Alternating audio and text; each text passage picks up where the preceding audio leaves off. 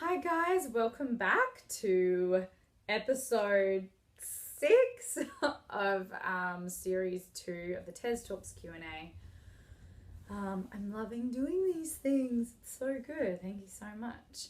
All right, let's begin.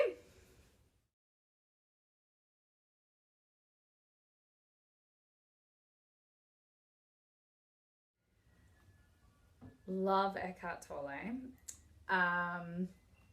Hi baby. He just kicked me. I just love him. He's so on point. I loved that book. And I mean, he truly is about recognizing what the ego is and trying to eradicate the ego. Or not even eradicate, that's maybe not the best word, but acknowledge that the ego is there and how to work with the ego so that we're still maintaining a state of mindfulness. And it's difficult because that's a daily struggle, right? I mean, the ego is constantly coming in and trying to interfere with peaceful thoughts and being in a calm place. And I find it really challenging myself, absolutely. But I read it in 2011, and everything was underlined and dog-eared, and I would go back and reread it. And also The Power of Now, I think, is another one too, which is obviously a bestseller. I actually took some of my favorite quotes because I knew this question was in here. And he's about presence. I mean, everyone who knows his work is like truly about just stopping, breathing, being completely present. And I love his story about what he had to move through in order to find that state. And he truly is, when you hear him speak, I've never quite experienced an energy like that. I heard him speak with Oprah and Chris Carr and Dr. Shefali and a bunch of different people, and he was truly inspirational, but the whole crowd just stopped and everyone was still.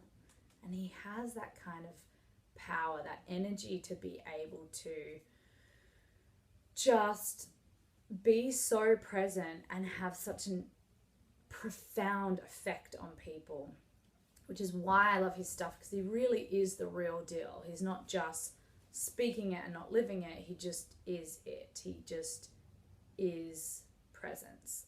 And it's so, I mean, it's life-changing to see someone who just sits in that place constantly. Okay, so these are some of my favorite things that he said.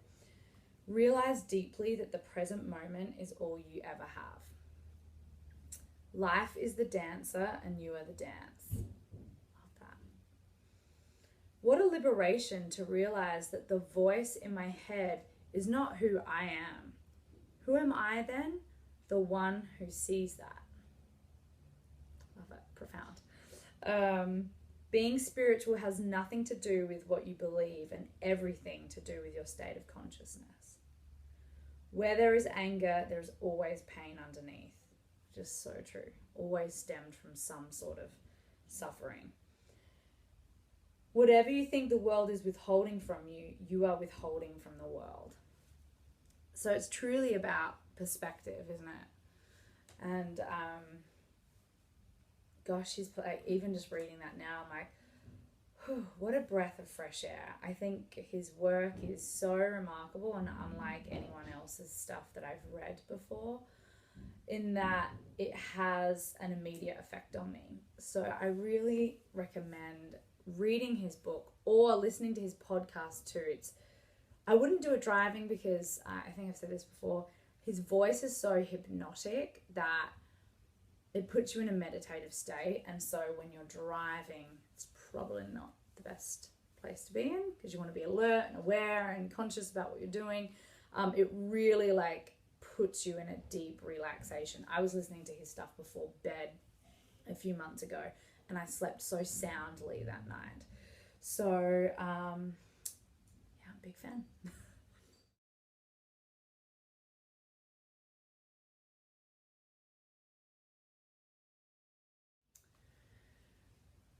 I think every situation is different. I am someone who's very big on second chances. I don't even know if I want to label it like that. We're all just human beings, right? And we're trying the best that we can. And a lot of the time when somebody hurts you, it's easy to really take that on board as something personal, like a personal attack on you. And in one of my favorite books, The Four Agreements, the guy is Don Miguel Ruiz. I don't know if I pronounce that right. So one of the second agreement is don't take anything personally. And he says, nothing others do is because of you. What others say and do is a projection of their own reality, their own dream. When you are immune to the opinions and actions of others, you won't be the victim of needless suffering. I think that kind of says it right there. I have definitely been in this position before, and I harbored anger at this person.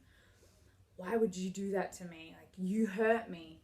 But then when I started doing a lot more work on myself, I recognized that everyone's actions have to do with them. It doesn't have anything to do with me. And you just can't take things personally. So if you are open and a loving being sitting in a conscious state, then absolutely you can engage in another individual and recognize that whatever their actions were, especially if they were hurtful, it's coming from a place of suffering. And if they're reaching out and wanting to connect, I don't think there's any harm in reconnecting, unless it was a very abusive relationship. I think you have to put boundaries up in those situations. And if you'll know, if you spend some time with them and it feels toxic in any form, then you can set a boundary up. I think it's all about energy, being around that person's space, seeing if there's a lightness to them, seeing if they've worked on themselves and that they've moved through some of the suffering. You have to ask yourself too, what are you willing to engage in? And if it's the sort of thing that you are spending time with them and all of a sudden you're both sitting in this low vibrational space, then you know that this is not the right person to welcome back into your life. But my default mode is always to give people a second chance, and be open to change and to be a very forgiving person. And you can also forgive someone but at arm's length, which is a very important thing to understand and recognize. And I've done that plenty of times in my life. I've loved and forgave, but also kept them at a place where I wasn't feeling like their state of mind was having any sort of negative effect on me.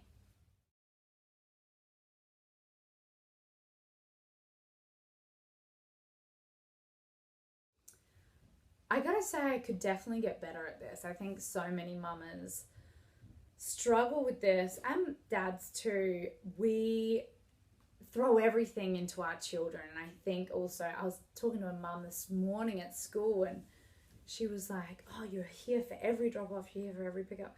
And I was like, yeah. I say to my husband, he's like, when do I get to drop Bodhi off? And I say, I'm doing it, I want to do it.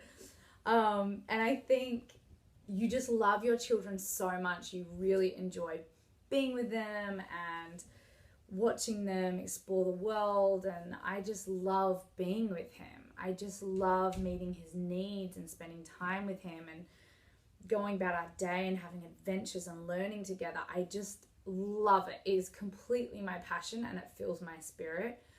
But then there are times like yesterday, I got to the end of the day, it was about 6 p.m. and I knew my husband was going out to meet some friends for dinner. And I was like, wait a second.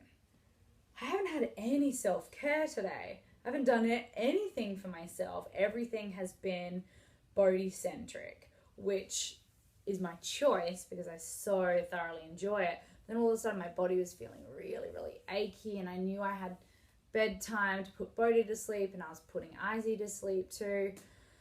I had Isaac too, my stepson. And so I was like, oh, I need a moment. And so I asked Mark, hey, before you head out, like, I really need to go downstairs and take a bath. So I had a bath. I put lavender oil in the bath. I have dried lavender that I put in there. I had this like brand new yummy soap that I was all excited to use. It's like lemon scented soap. And I sat in the bath and I put on the side of the bath, I put my iPad Pros with like quite a big iPad, and I watched like these beautiful birthing videos, and I spoke to the belly, and I talked about, you know, our upcoming journey, and that was the way that I could serve myself in that moment. I think you have to remind yourself daily, even if it's just an hour, and you could do it the night before, like, when's my hour? What's my hour? Okay, my hour, I'm going to do this. These are the things I need to get done. So for instance, Bodhi is at preschool from 8:45 until 12:30. And I knew that I wanted to get this done. So I've scheduled with Cassandra, who's over here, the manager at Your Zen Life. I knew that that was like my chunk of time to do me, because this feels like doing me, this kind of work. I love it. It like feeds my soul and it's self-care. But I also have Isaac, and he's not on camp this week. So I knew that in order to cultivate self-care and to be able to do the things I need to do, I'm going to get a babysitter to hang out with him so that he's entertained and he's engaged and he's having fun, and I can still do me. So you have to make choices that serve you. Otherwise, you're going to get completely forgotten about, and you'll lose yourself, and then it will come out in other ways. Resentments will start to build, and you'll get mad with your husband, or there'll be friction with your partner, and it ends up being this negative cycle, and then you're not enjoying being a mama so much. So take that time out. I do it when Bodhi sleeps too, during nap time. I listen to my Blinkist. I talked about that last episode, which is this amazing app where it gives you all these fantastic recommendations, book recommendations. Then it breaks it down and gives you the best parts of the book in an audio version. So it's like these 15-minute little pick-me-ups that I can have, and I'll just sit and listen to them in the car. If Bodhi's asleep in the back seat, in his car seat, I'll just sit and listen to them, and you know, that's me time, so that's so important. And I think we are done. We are done. So that is it for this episode, and I will see you next time.